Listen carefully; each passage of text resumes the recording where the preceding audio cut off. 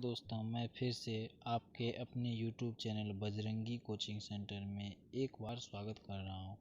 आज मैं आपको क्लास 10th के सोशल साइंस में हिस्ट्री पढ़ाऊंगा और हिस्ट्री का पहला चैप्टर है आपका दोस्तों यूरोप में राष्ट्रवाद। आप मेरे वीडियो को दोस्तों अंत तक देखिएगा। अगर पसंद नहीं आए तो चैनल को जो है आप सब्सक्राइब नहीं करिएगा, ना ही वीडियो को लाइक करिएगा। अगर अंत तक आप देख लिए तो हमको विश्वास है कि ज़रूर जो मेरा वीडियो जो है आपको ज़रूर पसंद आएगा।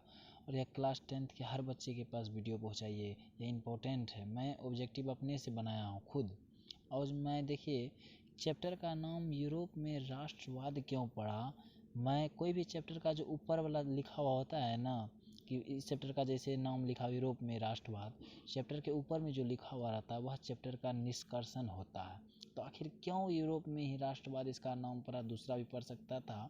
तो यूरोप का जो राजा था दोस्तों वह नेपोलियन बोनापार्ट था। और नेपोलियन बोनापार्ट जो था वह एक योग्य शासक था। वह जिस भी देश पर आक्रमण करता था तो वहीं के लोगों को जो है योग्यता के अनुसार नौकरी दे देता था।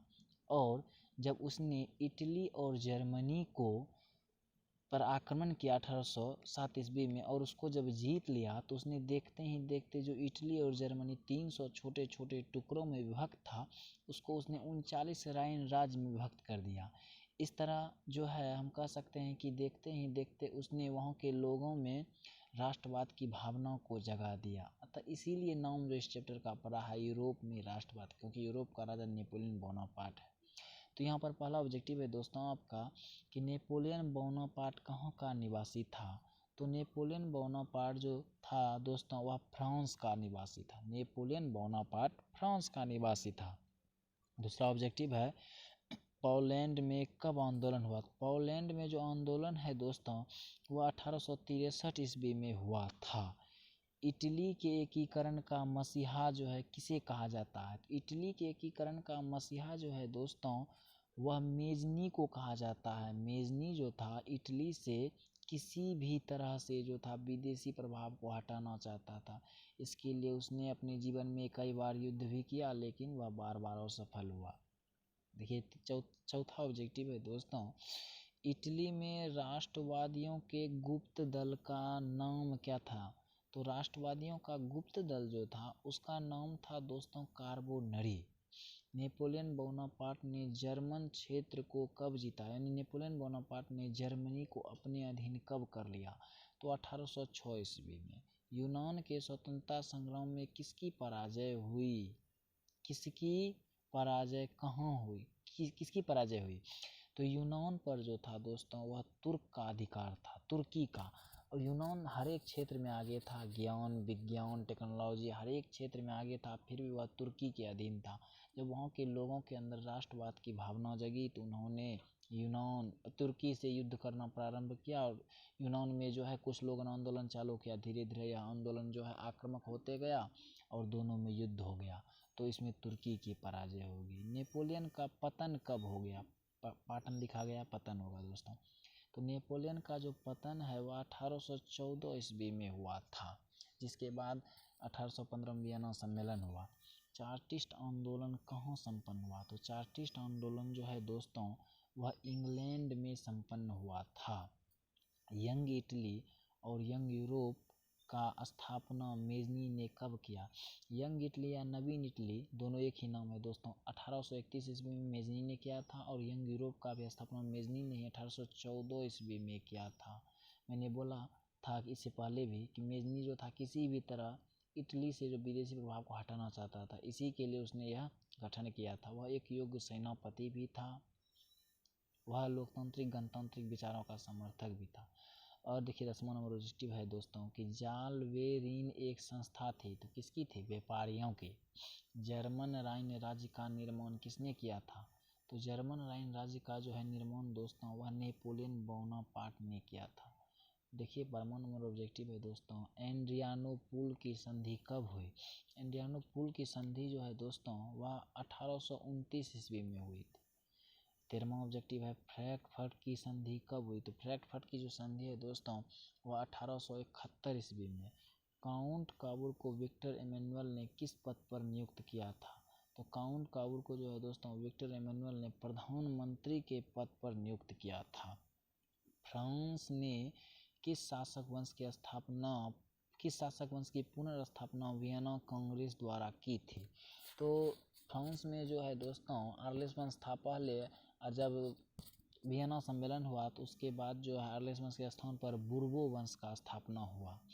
वियना सम्मेलन कब हुआ दोस्तों? नेपोलियन का जब पतन 1814 ईस्वी में हो गया तो 1815 ईस्वी में जो था दोस्तों वह वियना सम्मेलन हुआ था। ऑस्ट्रेलिया का चांसलर कौन था? ऑस्ट्रेलिया का चांसलर जो था वो मेटरनिख था। वो घोर प्रतिक्रियावादी था। उसका कहना था शासन करो परंतु परिवर्तन नहीं लाओ। यह भी पूछा जा सकता है ऑब्जेक्टिव दोस्तों कि नेपोलियन का कहना मेटरनिख का कहना क्या था कि शासन करो परंतु परिवर्तन नहीं लाओ। जब इटली और जर्मनी पर दोस्तों मेटरनिख का राज हुआ तो उसने फिर उसको जिसको नेपोलियन ने 39 लाइन राज्य में विभक्त कर दिया था, फिर उसको मेटरनिख ने 300 छोटे छोटे टुकड़ों में विभक्त कर दिया। काउंट काबूल की मृत्यु कब हुई? काउंट काबूल की मृत्यु जो है दोस्तों 1862 ईस्वी में हुई। यहाँ मिस्टेक से लिखा गया दोस्तों।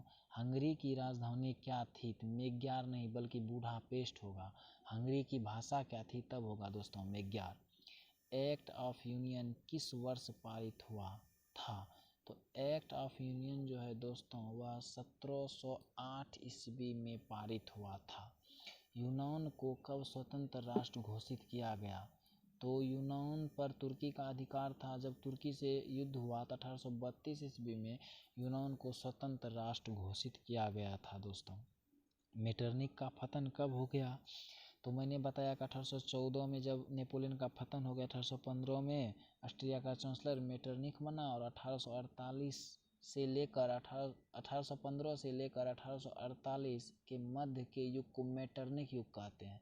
इस समय जो था मेटरनिख वह यूरोप के नभमंडल पर काले बादलों के भांति छाया हुआ था, यानी जो वह कह देता था वही कानून बन जाता था। तो नेपोलियन का पतन है दोस्तों 1848 ईस्वी में हुआ फ्रांस की क्रांति के कारण, और उसको जो है फिर ऑस्ट्रेलिया छोड़कर विदेश पलायन करना पड़ा था। सुधारवादियों का नेता कौन था? तो सुधारवादियों का जो नेता था दोस्तों वह लुई ब्ला था। पेरिस में थियर्स के नेतृत्व में विशाल भोज का आयोजन कब हुआ था? तो 22 फरवरी 1848 को जो है भोज का आयोजन हुआ था। गेरिबाल्डी की जीवनी किसने लिखा? तो गेरिबाल्डी की जीवनी लाला लाजपत राय ने लिखा। गेरिबाल्डी पेशे से नाविक था। किस क्रांति ने यूनानियों में राष्ट्रवाद की भावना जगाई? तो मैंने बोला दोस्तों कि जब फ्रांस की क्रांति हुई तो वहाँ के लोगों के अंदर जो है, जब फ्रांस की क्रांति हुई तो पूरा देश जो था फ्रांस की क्रांति के बाद जगा। और इस तरह हम कह सकते हैं यूनानियों में भी जो है फ्रांस की क्रांति के बाद ही अपने देश के प्रति प्रेम की भावना जगी। कौसुत कौन था? तो कौसुत हंगरियन राष्ट्रवादी नेता था। यूनानी स्वतंत्रता आंदोलन के दौरान कौन ब्रिटिश कवि शहीद हो गए थे? तो लॉर्ड बायरन जो थे वह ब्रिटिश कवि थे और वही शहीद हो गए थे। वियना सम्मेलन के बाद यूरोप में किस युग का प्रारंभ हुआ? तो 1814 में जो नेपोलियन का पतन हुआ और वियना सम्मेलन के बाद जो है मेटरनिख युग का प्रारंभ हो गया। अब आपको कमेंट बॉक्स में बताना है दोस्तों कि यूरोप का मरीज किसे कहा जाता है। इसका अगर आप जवाब जानते हैं तो कमेंट बॉक्स में ज़रूर दीजिए।